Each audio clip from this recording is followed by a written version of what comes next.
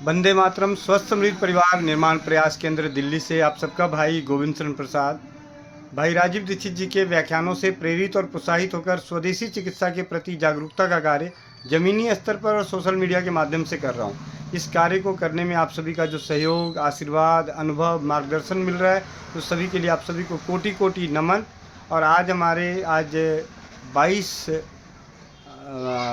अक्टूबर 2023 हमारे साथ हमारे केंद्र पे भाई हैं जो पड़ोस में ही रहते हैं। इनका मोबाइल का काम है, लेकिन उनके दादाजी परंपरागत वैद्य जैसे कार्य करते थे समाज सेवा के लिए। तो उनकी जो किताबें थी, उनकी जो डायरियाँ थी, उस डायरी से भाई जी ने अपने किसी जानकार मित्र को एक इलाज बताया। तो मैंने कहा वो इलाज सिर्फ अब यहीं तक ना रहे, औरों तक पहुँचे और भी भाई बंधु उसका उपयोग करके अपने आप को स्वस्थ और समृद्ध बना लें। तो उस ज्ञान के लिए सबसे पहले कि अनुभव जो शेयर कर रहे हैं भाई जी, आपका कोटि कोटि धन्यवाद कि आपने ऐसी बातें जैसे आने के बाद अपने जीवन के अनुभवों को भी शेयर कर रहे हैं हमसे, हमारा ज्ञान बढ़ा रहे हैं औरों का भी। तो मैं चाहता हूँ कि भैया अब आप पूरी बात, वाकया भी है जो घटना घटी और जो इलाज है वो भी आप बता दें। तो एक बार मैं अपने गांव गया था, तो वहाँ पे मुझे एक मित्र मिले जो चक्की का काम करते थे। तो मैंने उनसे हाथ मिलाया, तो मैंने उनका हाथ देखा, उनके हाथ पे काफ़ी ज़्यादा सोराइसिस हो रखा था, पूरा हाथ खराब हो रहा था। तो मैंने कहा ये तो काफ़ी ख़राब हो रहा है, कैसे हुआ? तो उन्होंने कहा यही नहीं, पूरा बदन ही मेरा ऐसा हो रहा है। पूरा उन्होंने दिखाया, छाती, कमर, गाल, गर्दन। तो मैंने कहा इसका ट्रीटमेंट नहीं करा रहे आप? कह रहे हैं बहुत दिन हो गया, मैं इसका आगरा से काफ़ी बड़े बड़े MBBS MD डॉक्टरों से, स्किन वाले डॉक्टरों से इलाज करा रहा हूँ, कोई फ़र्क नहीं। कपड़े धूप में सुखाता हूँ, बिस्लरी के पानी से नहाता हूँ, पर कोई आराम नहीं हो रहा। तो मैंने कहा कितना खर्चा हुआ होगा? उन्होंने कहा अब तक लगभग 50,000 से 1 लाख के बीच में खर्च हो चुका है। तो मैंने कहा एक काम करिए, मैं आपको बिल्कुल फ्री जैसे इलाज में बताता हूँ एक नुस्खा, आप 15 दिन करके देखिएगा, ठीक ना लगे तो वापस कहीं से भी ट्रीटमेंट कराइएगा, और जो चल रहा है उसको चलाओ या फिर बंद कर दो, उससे कोई लेना देना नहीं। वो बोले ठीक है। तो मैंने कहा एक काम करो, देसी गाय होती है आपके पड़ोस में ही है किसी के पास, उससे 100 ग्राम मक्खन मंगा लीजिए बस। तो उन्होंने कहा ठीक है मैं मंगाता हूँ। मैंने कहा पर एक चीज़ का ध्यान रहे, ये गाय देसी ही हो, न कि किसी अन्य वैरायटी की हो। तो उन्होंने देसी गाय का मक्खन मंगाया। मैंने कहा इसको एक काम करना है, कांसे के बर्तन में 100 बार धोना है। जैसे पानी डाला, हल्का सा हिलाया, निकाल दिया, फिर पानी डाला, फिर हल्का सा हिलाया, निकाल दिया, ऐसे 108 बार करना है। उसके बाद उसमें मैंने उनको अंदाजे से 4 चीज़ें बता दी। वैसे 7-8 चीज़ें मिलाई जाती थी, पर नॉर्मली मैंने कहा कोई ज़्यादा खर्चा ना हो, आप एक काम करो, थोड़ी सी फिटकरी और राल और हड़ताल, बस आप, और आपका एक गंधक। गंधक।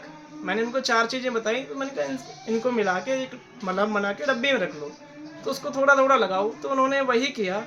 करीब करीब मैंने 1 हफ्ते बाद उनको पूछा, मैंने कहा कैसी हालत है तुम्हारे हाथ की और बाकी चीज़ की? तो उन्होंने कहा भाई लगभग लगभग 30% आराम है।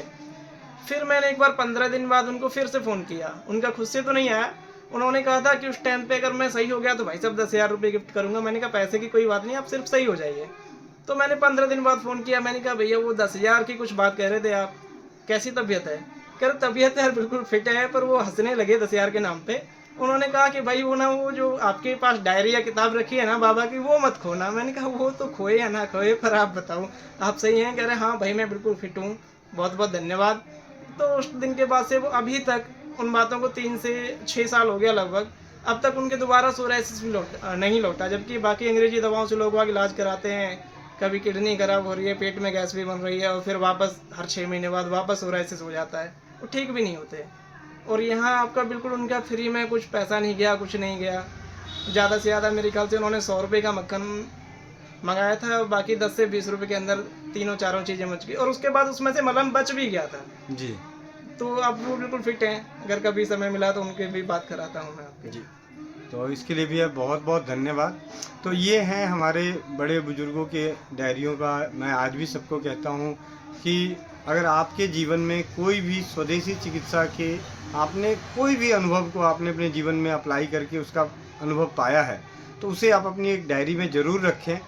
शायद हो सकता है आगे चल के, जैसे इन्होंने अपने दादाजी की डायरियाँ पढ़नी शुरू करी तो कुछ मालूम हुआ, उसी तरीके से आज हम जो करेंगे, सर्दी खांसी जुकाम बुखार कुछ भी, अगर हम, मैं हमेशा कहता हूँ कि सोशल साइट्स पे लोग व्हाट्सएप के स्टेटस पे, फेसबुक पे, इंस्टाग्राम पे, इन जगहों पे अपनी तस्वीरें घूमने की, फिरने की, कपड़े की, लत्ते की, दुनिया जान की चीज़ें डालते हैं।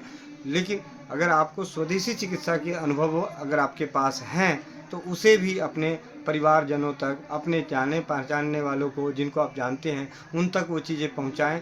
सोशल साइट्स पे अपने अपने स्तर पे इसका प्रचार प्रसार करें, अपने अनुभवों को शेयर करें। वंदे मातरम, जय हिंद, जय भारत, जय राज्यवाद।